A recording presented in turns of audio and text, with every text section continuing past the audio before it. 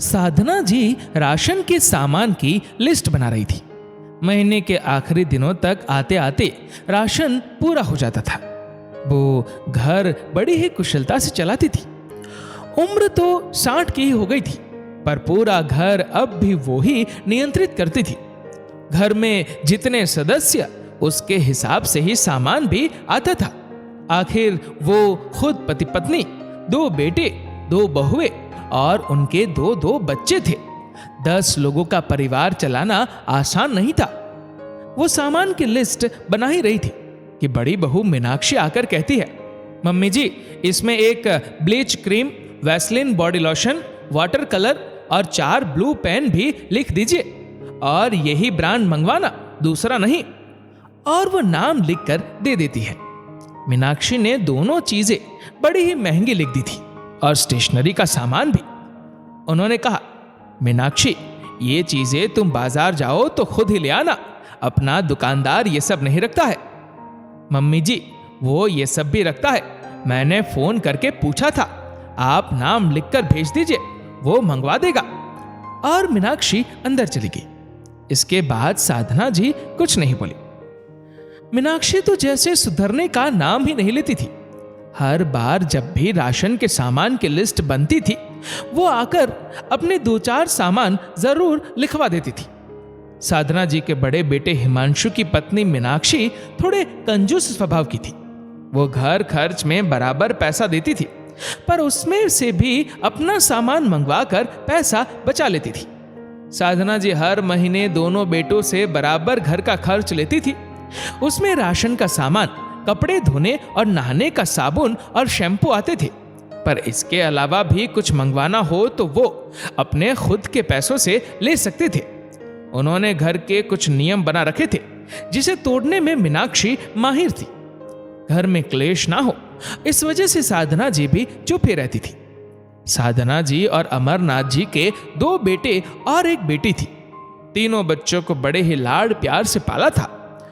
उन्होंने कभी अपनी बेटी और बेटे में कोई भेदभाव नहीं किया था। तीनों ने जो चाहा वो पाया था, और अपनी मर्जी से पढ़ाई भी की थी। बचपन से तीनों भाई बहन में बड़ा प्यार था। बड़ी बहन काव्या दोनों भाइयों हिमांशु और रजत का बड़ा ध्यान रखती थी। अपनी दीदी की दोनों भाई हर बात मानते थे। काव्या की टीचर बनने की इच्छा थी, तो वो टीचर बनकर स्कूल में पढ़ाने लगी, और एक मध्यम वर्गीय परिवार में ही उसकी शादी हो गई। दोनों भाइयों की भी अच्छी जगह नौकरी लग गई। घर में बहुत ज्यादा धन नहीं था, पर बहुत ज्यादा कमी भी नहीं थी। सब अच्छे से चल रहा था। हिमांशु की शादी मीनाक्षी से हुई थी।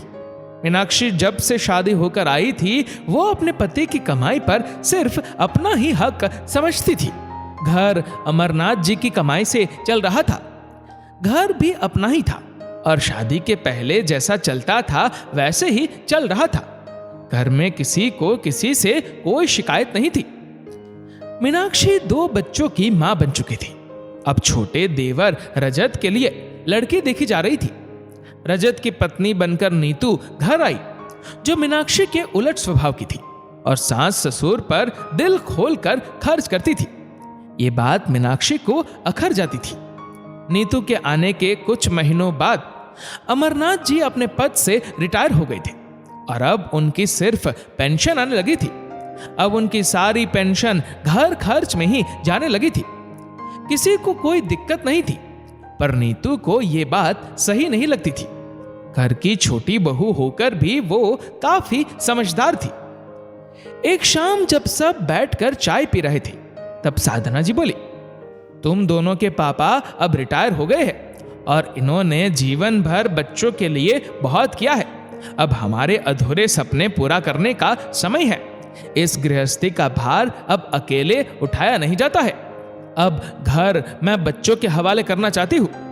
साधना जी की बात पूरी भी नहीं हुई थी, और मीनाक्षी ने सोचा, ये मम्मी जी और पापा जी कहीं घर से दूर जा रहे हैं। ये सोचकर वो खुश भी नहीं हो पाई थी कि उन्होंने अपनी बात पूरी की। अब हमारे दोनों बच्चे अच्छा कमा रहे हैं, तो घर खर्च इन्हें भी उठाना चाहिए। अपनी सास के मुंह से ये बातें सुनकर मीनाक्षी का चेहरा उतर गया, पर नीतू ने हामी मिलाई। तभी साधना जी आगे बोली, घर तो अपना खुद का है और घर कर्ज भी पूरा हो चुका है। बस हर महीने राशन और बिजली का खर्च तुम दोनों भाइयों को उठाना होगा। 1 तारीख आते ही दोनों मुझे बराबर पैसे दे देना। घर तो मैं ही चलाऊंगी, बस फर्क इतना होगा कि पहले मैं पति की कमाई से घर चलाती थी, पर अब बच्चों की कमाई से घर चलाऊंगी। हाँ, एक बात और, तुम दोनों के पापा को अभी भी पेंशन मिल रही है, तो मैं स्वाभिमान से ही जीना चाहती हूँ। मतलब हम दोनों का खर्च भी आप लोग ही उठाओगे। अपनी मम्मी का फैसला हिमांशु और रजत ने भी मान लिया। घर की छोटी बहू को भी अपनी सास की समझदारी भरी बातें अच्छी लगी। फिर वो अपनी दोनों बहुओं से बोली, हाँ, एक बात और, इसके अलावा जो भी तुम्हें लेना हो, मंगवाना हो, वो तुम दोनों अपने पति के पैसों से लेना। वो सामान राशन के सामान के साथ नहीं आएगा। ये कहकर साधना जी ने अपनी बात खत्म की। मीनाक्षी कमरे में पहुंची और अपने पति हिमांशु से कहने लगी, अब आपके मम्मी और पापा इस उम्र में अपना कौन सा अधूरा सपना पूरा करना चाहते हैं। अच्छा भला घर चल रहा था, घर तो पेंशन से भी चल जाता, हम पर फालतू का ही बोझ डाल दिया है। अपने ही बेटे बहू और पोते पोती से अब घर का खर्च लेंगे। मीनाक्षी, मम्मी सही कह रही है, अब हमें घर का खर्च उठाना चाहिए। हम दोनों भाइयों को मिलकर मम्मी और पापा का भी खर्च उठाना चाहिए। सोचो, अगर उनको पेंशन नहीं मिलती तो तुम क्या करती? तब भी तो तुम्हें खर्चा उठाना ही पड़ता। तुम घर में मुफ्त में रह रही हो, तुम्हारा मकान का किराया बच रहा है, सबके साथ रही हो, किसी एक पर काम का भार भी नहीं आता है, सब कुछ अच्छा है, फिर भी परेशान हो रही हो। अभी मैं दूसरे शहर में नौकरी के सिलसिले में अलग रहता, तब भी तो तुम खर्चा करती। ये कहकर हिमांशु करवट लेकर सो गया, पर मीनाक्षी की आंखों में जरा भी नींद नहीं थी। बस मन में यही विचार आ रहा था। हर महीने अच्छी खासी बचत हो रही थी और यह खर्च सिर पर आ गया। फिर कुछ सोचकर वो सो गई। सुबह रसोई में पहुंची तो नीतू की बातें सुनकर वो और भी हैरान रह गई। सभी लोग हॉल में बैठे थे। नीतू ने कहा, मम्मी जी, आप और पापा जी अपनी पेंशन का 1 रुपया भी खर्च मत कीजिए। रजत और भैया जी हम सब मिलकर ये घर चला लेंगे। आपने तो अकेले ही इतना बड़ा घर चलाया है। आपने अकेले 3 बच्चों को पाला, पढ़ाया और उनकी शादियां की, तो ये 2 भाई मिलकर आपका खर्च उठा लेंगे। रजत तो इसके लिए तैयार है, बड़े भैया की सहमति चाहिए। हिमांशु भी यही चाहता था। वो अपने मम्मी पापा को अब आराम देना चाहता था, तो उसने भी जल्दी से हामी भर दी। ये सब देखकर मीनाक्षी अंदर ही अंदर जल भुन गई, पर नीतू और बाकी के घर वालों के आगे वो कुछ ना कह सकी। दिन ऐसे ही बीतने लगे थे।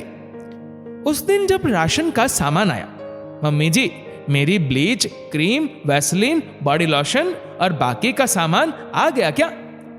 मीनाक्षी सामान आने पर टटोलने लगी और उसने 1 रुपया भी नहीं दिया। मम्मी जी, मैं बाद में इनके पैसे दे दूंगी, ये कहकर चलती बनी। साधना जी अपनी बहू और नीतू अपनी भाभी की हरकतों से वाकिफ हो चुकी थी। एक दिन सिलाई वाली कुछ कपड़े देने आई तो मीनाक्षी ने कहा, मम्मी जी, आपके पास तो पैसे रखे हुए रहते हैं, मेरा नेट नहीं चल रहा है, वरना मैं पेटीएम कर देती। अभी आप दे दीजिए, मैं बाद में आपको पैसे दे दूंगी। साधना जी की अनुभवी आंखें समझ रही थी कि बहू बहाना ही बना रही है। वो घर खर्च में से अपना खर्च भी निकाल लेती थी और वापस कभी पैसे नहीं देती थी। नीतू भी अपनी भाभी की हरकतों से परेशान ही थी। उसने साधना जी की बातों से जान लिया था कि बाकी का खर्च मम्मी जी पेंशन में से पूरा करती है। ना चाहते हुए भी मीनाक्षी की वजह से उन्हें पैसे घर में खर्च करने पड़ते थे। एक दिन राशन के सामान में नीतू के बेटे का सेरेलिक आ गया था, तो मीनाक्षी ने हल्ला मचा दिया, हम दोनों घर खर्च देते हैं और इतना महंगा सेरेलिक छोटी ने मंगवा लिया है। भाभी, मैंने मम्मी जी को पहले ही सेरेलिक के पैसे दे दिए हैं, आप चिंता मत करिए, मेरे बच्चों के खाने पीने का भार मैं आप पर नहीं आने दूंगी। मीनाक्षी की जुबान बंद हो गई। उसकी कोशिश यही रहती थी कि वो जो घर खर्च देती है उसी में से बाकी खर्च भी निकल जाए, और छोटी बहू नीतू की कोशिश रहती थी कि घर खर्च के अलावा जितना भी खर्च हो वो खुद अपने पति की कमाई में से करे। साधना जी और मीनाक्षी के व्यवहार के बारे में नीतू ने अपनी ननद काव्या से बात की। हालांकि काव्या को सब पता था, क्योंकि साधना जी उसे बताती रहती थी। नीतू ने अपनी ननद काव्या को कुछ दिनों के लिए रहने को बुलाया तो काव्या भी आ गई। एक दिन काव्या को बाजार से कुछ सामान लेना था और वो मीनाक्षी को साथ ले गई, और काव्या अपना पर्स और मोबाइल जानबूझकर घर पर ही भूल गई। जैसे ही ऑटो से उतरे तो ननद साथ थी, तो इसलिए मीनाक्षी ने किराया दे दिया। आगे जाकर काव्या ने 2 ड्रेसेस, पति के लिए शर्ट, कुछ मेकअप का सामान खरीदा। अपना पर्स और मोबाइल ना देखकर वो हैरान होने का नाटक करने लगी। फिर मीनाक्षी से बोली, अभी आप पैसे दे दो, मैं आपको घर जाते ही दे दूंगी।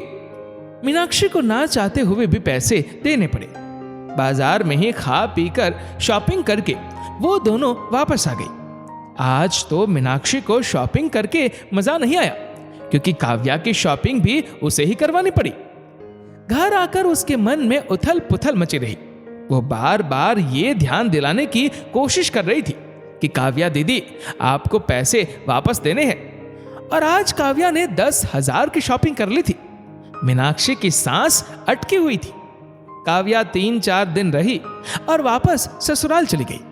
अब तो मीनाक्षी से रहा नहीं गया। वो अपनी ननद के सामने तो बोल ना सकी, पर सास के सामने उसने अपनी जुबान खोल ही ली। मम्मी जी, उस दिन काव्या दीदी मेरे साथ बाजार गई थी और मैंने ही उनको सारी शॉपिंग करवाई। वो तो पर्स और मोबाइल घर पर ही भूल गई थी। अब देखो ना, कह रही थी घर जाकर पैसे दे दूंगी, पर देकर ही नहीं गई। भला ये भी कोई तरीका होता है? जब कहा था तो पैसे देकर जाना चाहिए। वो पैसे मुझे हिमांशु ने घर खर्च देने के लिए दिए थे।